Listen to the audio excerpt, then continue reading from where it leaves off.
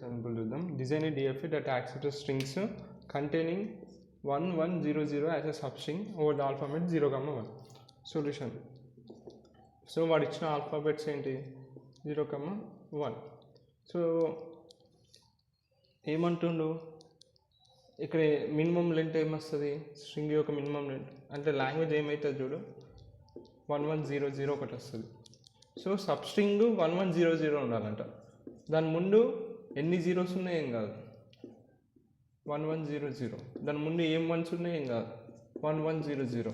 దాని పక్కన మళ్ళీ జీరోస్ ఉన్నా ఇటు వన్స్ ఉన్నా ఏం ఉన్నా ఏం కాదు, కానీ నాకు సబ్ స్ట్రింగ్ 1100 ఉండాలి.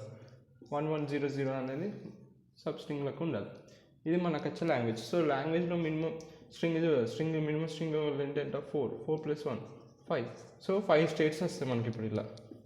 సో ఏం లేదు, ఒక లాంగ్వేజ్ తీసుకొని లాంగ్వేజ్లో మినిమం స్ట్రింగ్ చూడాలి. మినిమం స్ట్రింగ్ లెంత్ యొక్క స్ట్రింగ్ యొక్క మినిమం, దీనిలో అన్నిటికన్నా మినిమం స్ట్రింగ్ ఇది దీని లెంత్ పరంగా. సో దీని లెంత్ లెక్క పెట్టాలి 4 ఉంది. సో 4 + 1 అంటే ఒక n లెంత్ వచ్చిన లెంత్ ఎన్ని ఉన్నాకో n+1 స్టేట్స్ వస్తాయి మనకి. అది బేసిక్ ఒక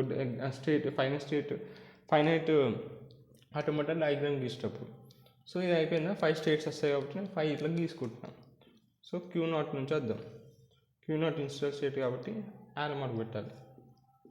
5 స్టేట్స్ వస్తాయి కాబట్టి 5 స్టేట్స్ తీసుకోవాలి. Q1 Q2 Q3 Q4 is the last state కాబట్టి దీనికి ఫైనల్ స్టేట్కి 2 యారో మార్క్స్ పెట్టాలి. ఓకే, ఆ స్ట్రింగ్ ఏమన్నారు 1100 ఈ సబ్ స్ట్రింగ్లకు వస్తుంది. డిఎఫ్ఏ రూల్ ప్రకారం ప్రతి స్టేట్స్ దీని లోపల ఆల్ఫాబెట్ లోపల ఎన్ని సింబల్స్ ఉంటే అన్ని సింబల్స్ వాడుకోవాలి.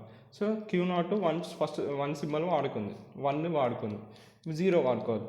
సో మన స్ట్రింగ్ ఏం కావాలి 1100. దాని ముందు ఎన్ని జీరోస్ వచ్చినాయి ఏం కాదు. సో నేను సెల్ఫ్ లూప్ పెట్టేస్తాను, అయిపోయింది, సాల్వ్ అయిపోయింది. తర్వాత ఏం చేసి Q1 ఆల్రెడీ 1 యూజ్ చేసింది, 0 యూజ్ చేయలేదు.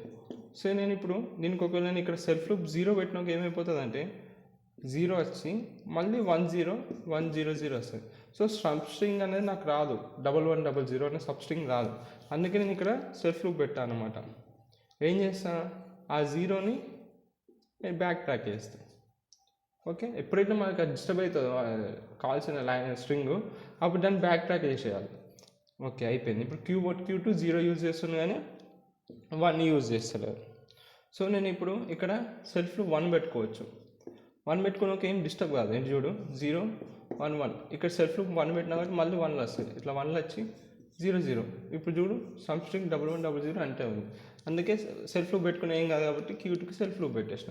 బట్ ఇప్పుడు Q3 0 యూజ్ చేసుకుని కానీ 1 యూజ్ చేసుకోలేదు. నేను ఇక్కడ మిడిల్లో 2 జీరోల మిడిల్లో 1 పెడితే కరెక్టా కాదు. ఎందుకంటే ఇప్పుడు చూడు నేను Q3 ఇక్కడ సెల్ఫ్ లూప్ మిడిల్లో 1 పెట్టినాకో ఇట్లా వస్తుంది 0 1 0 వస్తుంది. So it's not correct. అందుకే సెల్ఫ్ లూప్ పెట్టాడు ఇక్కడ. ఇప్పుడు సెల్ఫ్ లూప్ పెట్టకపోతే ఇంకా ఆప్షన్ ఏముంది, బ్యాక్ ట్రాక్ చేయడమే బెస్ట్ ఆప్షన్. నేను Q1 కన్నా బ్యాక్ ట్రాక్ చేయొచ్చు, Q0 కన్నా బ్యాక్ ట్రాక్ చేయొచ్చు. Q1 బ్యాక్ ట్రాక్ చేస్తే ఏమొస్తుంది 0 1 1 0 0 వస్తుంది.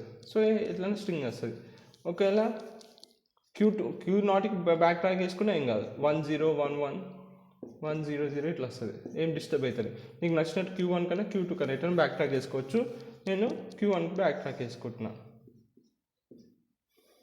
ఓకే, ఇప్పుడు నెక్స్ట్ Q4 ఫైనల్ స్టేట్ ఏంటిది, మనకి ఏం కావాలి ఎండ్ 1100 అనే సబ్ స్ట్రింగ్ కావాలి. దీని తర్వాత ఎన్ని జీరోలు ఉన్నా ఎన్ని 1 ఉన్నా ఏం కాదు, దీని ముందు ఎన్ని జీరోలు ఉన్నా ఎన్ని 1 ఉన్నా ఏం కాదు, ఇట్లా ఎట్లున్నా నాకేం కానీ ఇది మాత్రం సబ్ స్ట్రింగ్ లెక్క కావాలి. సో ఇక్కడ నేను ఏం చేసొచ్చు 1,0 అని సెల్ఫ్ లూప్ పెట్టుకోవచ్చు.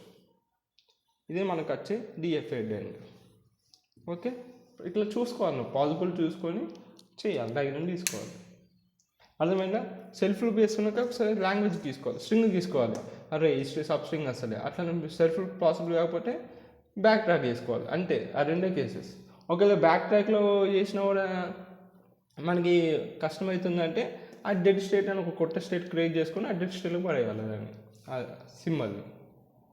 ఓకే, అట్లా ఇది మనకి డిఎఫ్ఏ వచ్చే డిఎఫ్ఏ ఈ దీనికి which as sub string of 1100.